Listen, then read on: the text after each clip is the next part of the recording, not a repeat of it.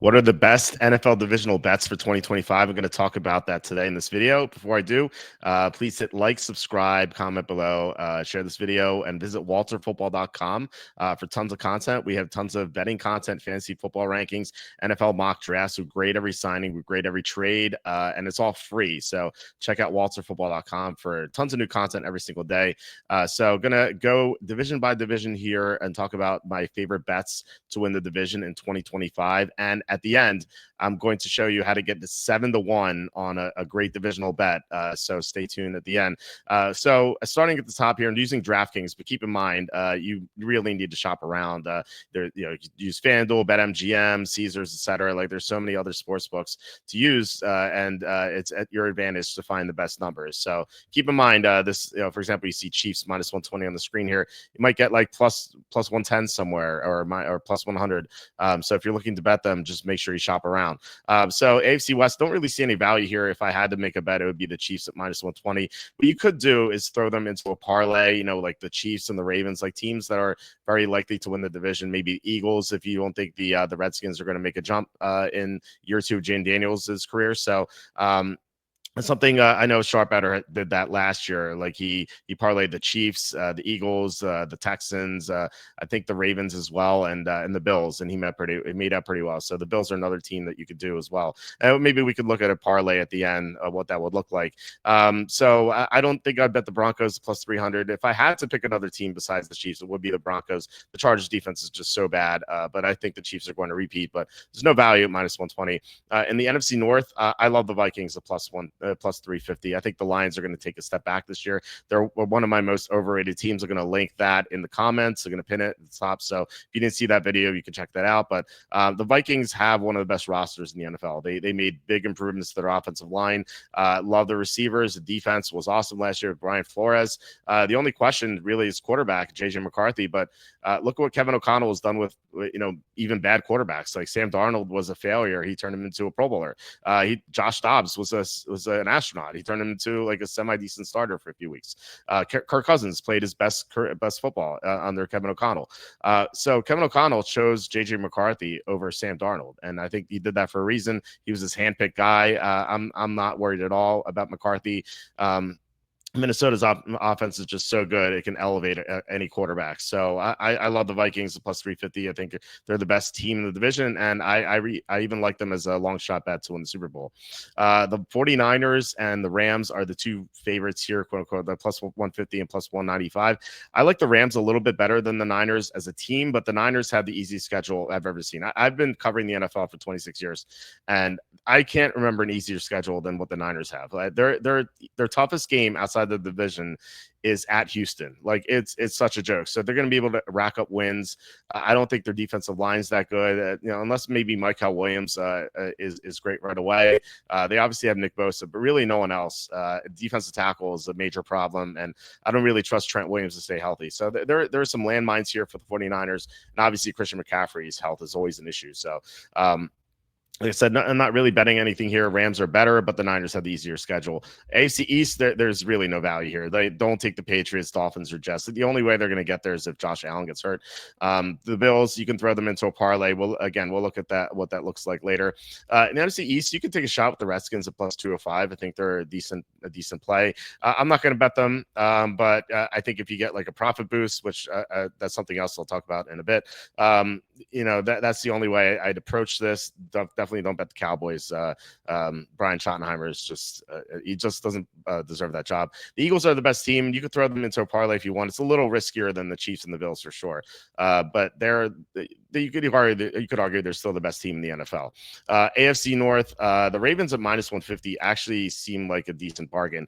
I think you can make an argument that they're the best team in the NFL, and their top contenders, the Bengals, who had the worst defense in the NFL. Trey Hendrickson may retire. Shamar Stewart may go back to college. It's ridiculous. They have Joe Burrow, they have T. Higgins, they have Jamar Chase, they have and Chase Brown, and that's it. Like that, it's just four great players. They're like a pretty car with no engine. That's how I would describe the Bengals. I have them winning 7 games, so I'm not concerned at all about them. I think the Steelers are more viable than the Bengals, but I still think the Ravens are much better than the Steelers. So minus 150 is actually not bad. If you can get a profit boost, I think I would take that up. I don't know what you'd get for it, but it's worth exploring and definitely worth putting in that parlay we were talking about. AFC South, I see some value here with the Jaguars at plus 275. They were a disaster the past 1.5 years because they started 8-3 in 2023, and then Trevor Lawrence just kept getting injured. He suffered an injury every single week. I call them the Black Knight from the Monty Python movie, just like a new injury every single time. And last year, he just never looked like he recovered from it. And now he gets Liam Cohen as an upgrade over Doug Peterson. They drafted Travis Hunter, who should hypothetically or theoretically upgrade 2 positions on the roster, which is pretty insane. And the Texans, they were graded as having the worst offensive line by someone's rankings. I didn't necessarily agree with that, but I think you could definitely make the case they have a bottom 10 offensive line. And CJ Stroud regressed last year, so not sure what to make of them. I think it's like 50-50 Jaguars versus Texans to win the division. And if you're flipping a coin and getting plus 275 odds, you should do that every single time. It's just a great way to make money. So Jaguars plus 275 look pretty good to me. And then one of my top bets, the Falcons, a plus 240 to win the NFC South. I think they're better than the Buccaneers, and yet they're severe underdogs to the Buccaneers, who are minus 105. I don't know why that is. I guess because Tampa's won the division a few years in a row, but Tampa's on the decline here. They lost another offensive coordinator. They lost their left tackle, Tristan Wirfs, for at least a few games. Mike Evans is now 32, or at least in August, he's going to be 32, so he's going to be on the decline. Chris Godwin's not healthy, so I like Emeka Egbuka, especially in fantasy, but I think this team is going to take a step backward, whereas Atlanta, they were in charge of they were way ahead in the division last year, like fully charged up to make the playoffs. And then Kirk Cousins just had a meltdown because he was coming off the torn Achilles. Michael Penix Jr. should be better by default, and they made some good upgrades to the pass rush.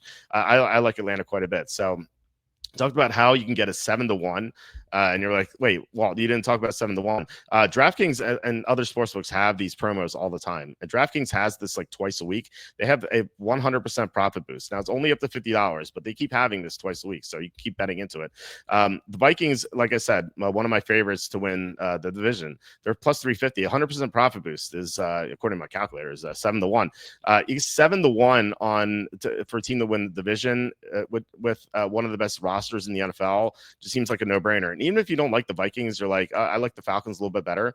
The Falcons are plus 480 with this promo is something else I bet. This is a great way to make money just betting online. These sportsbooks have to compete with each other, so they have to incentivize customers with these profit boosts. And the way you take advantage of that is just sign up with all the sportsbooks.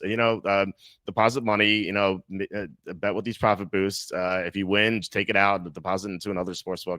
Just keep cycling through it. That's just a great way to do it. And you're like plus 480 for the Falcons to win the NFC South is pretty ridiculous, because this is another maybe coin flip. Like I think Atlanta's probably like 53-47 to win the division. I'm not factoring in the Panthers or Saints at all.